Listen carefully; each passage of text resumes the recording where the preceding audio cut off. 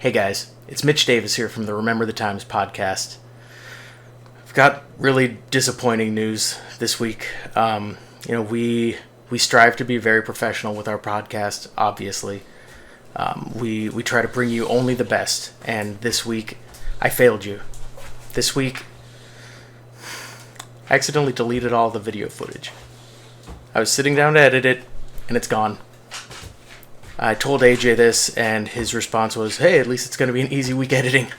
No, it's not. I refuse. So this week, for our YouTube video, you get to just watch me listen to the podcast. Got a bottle of Eagle Rare here. I've already started. Let's get into it.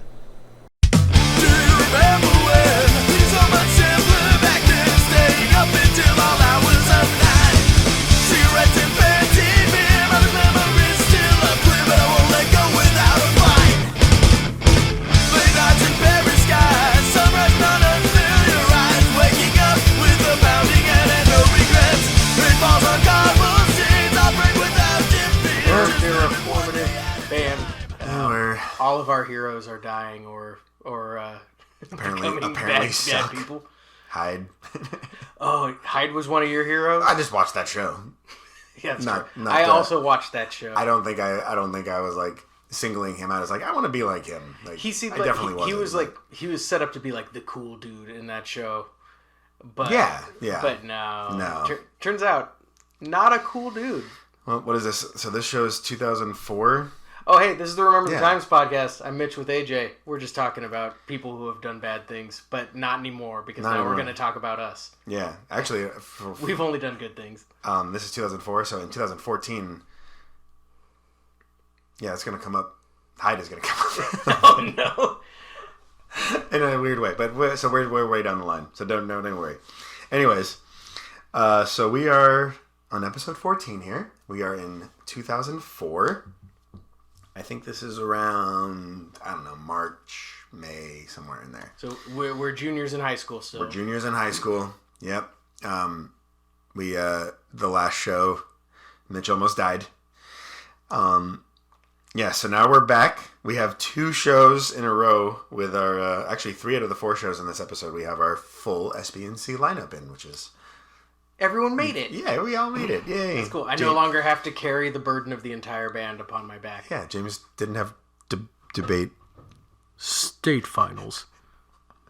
I've had a couple of people tell me that they love that joke. So. Hey, sound off in the comments. Do you love that bit? I'm gonna keep rubbing it in until his time is done. If you like that bit, smash that like button. Like, subscribe, give us that 5-star review. Whatever you got to do. We need money. We need money to keep doing this. So, this isn't even, we're not... Nothing's embellished or made up. This is just, this is what happened. All right. Yep, that's it. All the way through all these shows. So there's no... You can just like it, because this is our life. Or is it not worthy at all? Do you hate our life? Because I will kill myself on camera. So, I'm not gonna. I don't care what people think. Do that, yeah.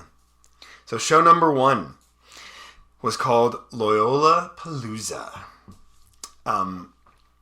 We played at James and Sean's school up in LA. So that right off the bat tells me that they got us the show. Just assuming. That makes sense. Yeah. I have memories of the show. Nothing that would be noteworthy to say. Really. I just remember there were a lot of people there. And I feel like our song Good Plain Idiot went over really well and everyone was dancing. That's basically what I remember about this. I remember parking being a problem. Yeah? But yeah, no. I got no memories of it. That's all I remember. I remember being excited when it was either James or Sean came to us with the show, but I remember being excited because I was like, so that means you guys will be there. Yeah. Excellent. And we're not playing in the South Bay. I think this might have been one of the first... Oh, okay, the Hollywood shows, but still. We're going on tour. Yeah. What was it, Westchester? No. Westchestershire? No, this is actually in LA, but LA proper. Yeah, that's true. Yeah. It's one of those places that if you walk a block in the wrong direction, turn around. Yeah. Probably go back. Go. But, okay, so yeah, apparently nothing happened. But I think it went well. Show 2. Cool story, AJ. Yeah. Make a podcast about it. That's why we're skipping through it, bro. That's why it's included in this 4-banger. Well, I didn't want to, like, not talk about it. We're going in chronological order. No, I know, absolutely. There's going to be some shows where it's just like, hey, a show. Yeah, nothing happened. Nothing really happened in the next one. We played a house birthday party in Manhattan Beach at one of our friends' houses. And there was a punk band, an all-female punk band, I don't know if you remember. They played with us called the Manholes. They're pretty cool. I remember being crazy impressed by them because they played, I forget which Led Zeppelin song. I don't remember that. It had very awkward timing. Yeah. And I'm gonna kick myself after the show that I'm gonna look it up and be like, no, it's that song. But they were playing it, and I remember like, oh, there's no way they're gonna actually nail this, and they nailed it. They totally nailed it. And I'm like, whoa, I know we couldn't nail that. No way we could have. Like, wait, is this band better than us? Can we get out of here?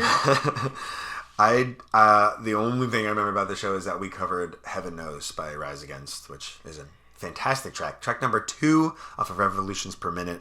You guys should check that song out. That's not written down either. You just knew that? Yep. Jesus Christ. To spend a day in your brain. But I remember we went through a phase where we were covering lots of Rise Against songs that were not necessarily like their hit songs or their singles or anything, but we were covering like they didn't really have like a K-rock song at that point. No, I mean that one had a music video for it, but like, you know, punk is not or was not a mainstream style, so they didn't necessarily have singles, so you would just listen to the whole album. Ooh, I like that song. Yeah. Let's do this song. Yeah. But we like alternated between like 3 or 4 different Rise Against songs, and we would always have to pick like, well, we can't do all of them. Let's pick one today. Because otherwise you end up playing a full set of Avenged Sevenfold like we did last episode, and for reasons unknown. Because it was awesome? Yeah, exactly. Show 3... This is like barely a show, but it's noted in there. And it's a performance. We played a full set. My English teacher, he had, I don't know, he gave some kids an assignment. I think they were like in a like advanced class, or they were trying to be like journalists or whatever. And they had to do articles about a band. And my teacher knew I was in a band, so he asked us to play. So one Saturday morning or afternoon, we go to the school auditorium and play to like 5 people in an empty auditorium. Yeah, and I think they were sitting like kind of like scattered around in the auditorium. So it was very uncomfortable. And Sean came from something fancy because he was wearing like slacks and dress shoes while we played. And again, James remember this. Could not make it because he had debate. City finals. Shit. He wasn't in state finals yet? No. Oh, bummer. No, I just ruined the bit. Intentionally. You're welcome, James. Yeah. I don't remember. Like, I remember it, but nothing like crazy happened. It was weird. That's a weird show. It was an awkward show. I think I remember like a scattering of applause at the end of every song, but it was like, you're not here to applaud us. You're here to write. You're doing a homework assignment. On a Saturday? Yeah, it was very odd. I would have loved to have read the reviews, but I think we weren't like privy to them. Yeah, I don't remember reading it. Which is good because I know me, and I would have obsessed over them, and I would have like found the kids and been like, "Why'd you write this?" Like, dude, it was homework. The end of Jay and Silent Bob just goes around beating everybody up for writing shit. You are the ones who are the ball lickers. That's just me in 3rd period the next week. Stomping some kids. Some like up and coming journalist students. Yeah. Alright, so this show, the 4th and final show, this is the only one that like really held any merit. Had we not just been had our podcast not been based off of chronological order, we probably could have just skipped those 3. But we did it. No, completion. Yeah, we're exactly. So this one, we felt like we had built up enough of a name of ourselves to try headlining a show in the South Bay. And I think we set it all up, right? We set up the whole dang thing. We did the entire bill ourselves. We did all the promotion. We paid every band in experience, just like us. Exactly. I still don't think anybody knew that you could get paid for this. No, Had no idea. I'm pretty sure the teen centers and stuff that let us play were letting us play because they got like 100% of the proceeds. The door, yeah. I'm like, why didn't we ask for any of that? I don't even know why. I don't know. We used to charge $3 to get into the shows. Like, just so there's skin in the game. That's like $20 today. Inflation. So yeah, the Redondo Beach Teen Center. We set up our own show. We headlined. We picked up everything. We went. I have vivid memories of driving around at day and at night, just flyering everywhere we could think of. I don't think your face was on this flyer though. We made it. We wanted people to come. Not some random mullet picture. Yeah, of Mitch. we made it didn't look like a wanted poster for somebody from the 40s. Yeah. So we got actually one of my guitar students' band opened the show. Mm-hmm. We got.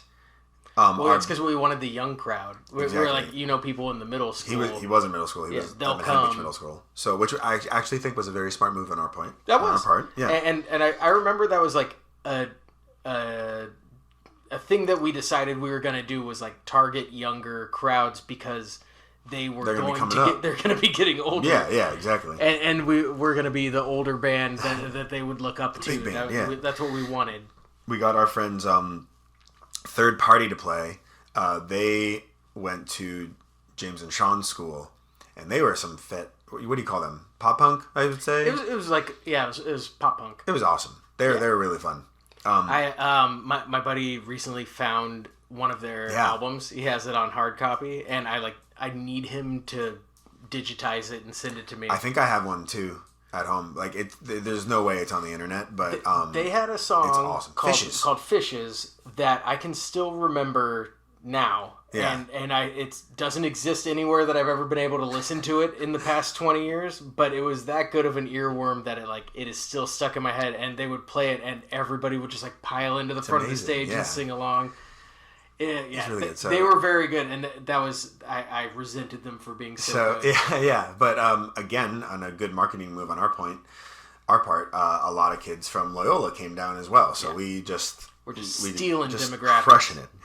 And then as the direct support to our first headliner, now this is going to get very confusing, especially if you knew us growing up, and for anybody that knows us from at any point in our musical career, we got Allura to open for us. Who are those guys? Now, I'm not spoiling anything, because I think most people know we were in a band called Allura. This is not our band, Allura. This is a completely separate band. With a super cool name that we needed later. Unfortunately, there's so many similarities between the two that we can touch on later. It's a big incestuous soup of friends that just jumped into bands. That Allura is a completely separate thing. Our band, SVNC, took the name Allura after that band was defunct, but that band we didn't merge or anything like that. We eventually absorbed over time every member of Allura pretty much. But so anyways, this Allura had our drummer and my brother on vocals. He was the lead singer, Chris, and it had Josh and Taylor on the guitar, which are two members that you may have heard of because they were filling in for us when James had the Bait State Finals.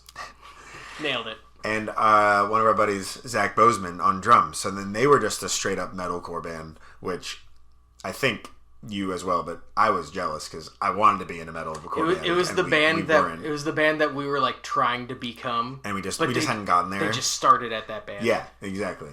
So so they were the direct support. They didn't have any originals yet. So they just played all of our favorite songs. Weirdly enough, I remember their entire set. They played Deanne the Arsonist by Atreyu. They played Torches by Rise Against. Or is it Torch? I think it was Torches. Maybe, yeah. And then, actually, no.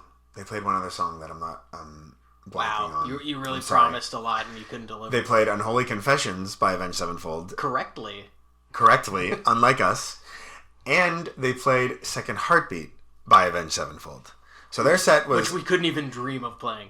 No. All of these songs were, like, at the top of, like, in our area, like, they just hit all the big markets of bands that were just blowing up around our area. So, like, their set went off. Everybody was singing along and everything. Even though it wasn't their songs, but it was, like... Metalcore cover band. Yeah.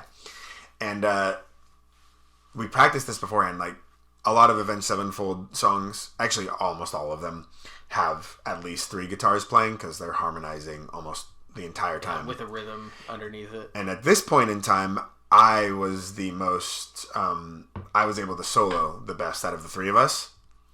So they had me come up and guest guitar so we could do all of the guitar harmonies and I could play the solo. But again, I could only play the beginning of the solo before it got fast. So I was really like only showing up, like, it was barely like, I just shouldn't have been up there, but I did it. You said that you could do it.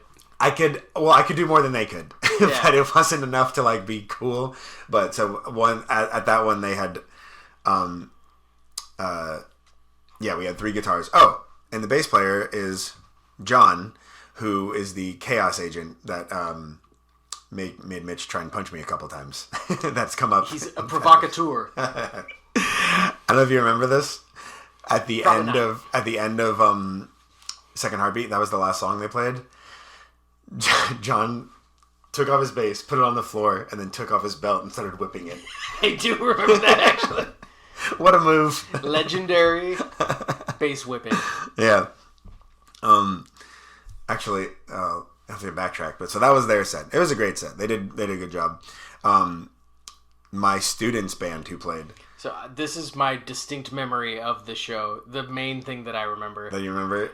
Was he came out and they started sound checking. Yeah, because they were first. They were the first band, so they wanted to sound check, and they played their entire set, start to finish, but without singing. And people were like in the crowd, getting in front of him, like, why aren't you singing? And he was like, my throat hurts. I'm not going to sing right now. I'm going to sing when our set starts. And then played all the way through, and then they started their set. So weird. I mean, that's just, rookie moves. Yeah, it was their very first show. They threw a band together for the show, I'm pretty sure. I think so. So yeah, no shade, as the kids say, on them. None at all. But that's my main distinct memory. I was sitting in the back going like, are they going to play their whole fucking set? Oh my god. Oh my god, they're doing it. Didn't they? Oh my god, they're starting over. Still going. And then they started over, and he sang, and they played really well. Yeah. Because they just practiced. But, again, no quote-unquote shade, as this entire podcast is talking about our mistakes.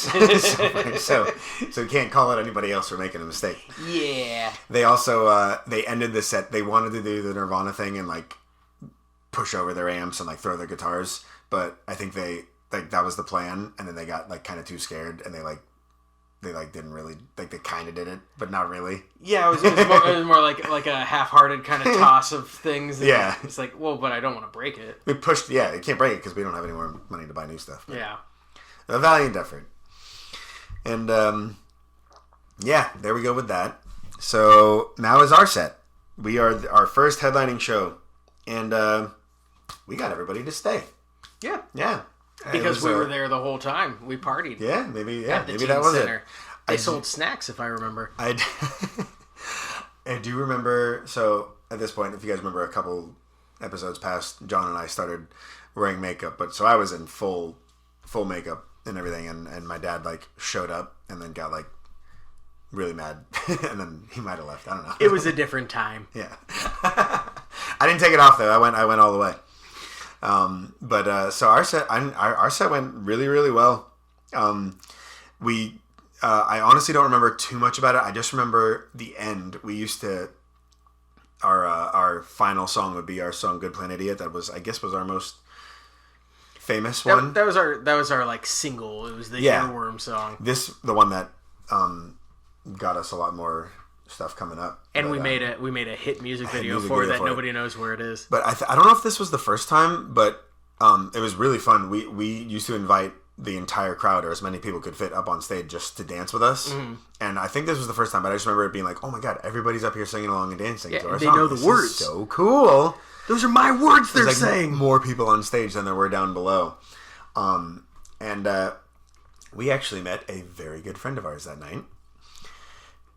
A middle school kid, comes up, and everybody's singing along, everyone's dancing, and this kid comes up, and I'm backing up so everybody can use my mic to sing, and everybody moves away, and this one kid comes up and points to the mic, and I assumed he meant May I sing? And I just nodded to him. I was like, yeah, go for it. And he didn't sing into it. He just took the mic off the stand and just took it for himself and sang the rest of the song. And It's me time. Is our good buddy Alec Hodgman, who will be coming up way later. I started teaching him guitar right after this, but he's going to come up a lot. I do love that our friends and family, we will say their entire full name. Yeah, that I know he's going to be okay with, but you stole my fucking mic, and I didn't tell you could, Alec. But yeah, that's how I met him. That was the main things I remember. Do you remember anything else from that? No, I do remember everybody getting up on stage because I thought that was our bro him moment. Yeah. I think we were such big Pennywise fans that we were like, this is our bro him. But it's also a really catchy, going the right way. Super pop punk. It's more like a Good Charlotte. Yeah. but we it had the same energy as a bro him. Yeah. So I remember being super pumped on it. I remember before the show, we had talked about flyering and everything, and the last episode we talked about how hard we would go for flyering. But this was the one that we were everything that we've ever done comes to this. We're putting this show on. Pull out every fucking stop that you can think of. We're gonna hit up every local middle school, every place that the kids haunt. I mean, kids did come from the middle school, so yeah. And we went super hard with the flyering, and I remember that being a multi-day effort. With 100%. With the full camo clothes and hopping over fences, pretending to be spies. I think we might have had walkie-talkies. Maybe, but we didn't have enough cell phones. That's for sure. Yeah, I think I didn't even have a pager yet. I got a pager the next year. So we I'm 99% positive that was April 2nd, 2004. Wow. Yeah. So next episode will be later, shortly after that. But that was our first headliner. Woo! We did us. It. Yeah. All it took was us putting the entire show on ourselves and not paying any of the bands. Or ourselves. Yeah, or ourselves. Thanks to the Teen Center for eating all that money, I guess. Redondo Beach Teen Center. Yeah. You're welcome. Yeah. Episode 14. Done. Whoa. Woo. All right. Thank you guys so much. We will see you on the next one. See you next time. Bye. Bye. Tee. Tee.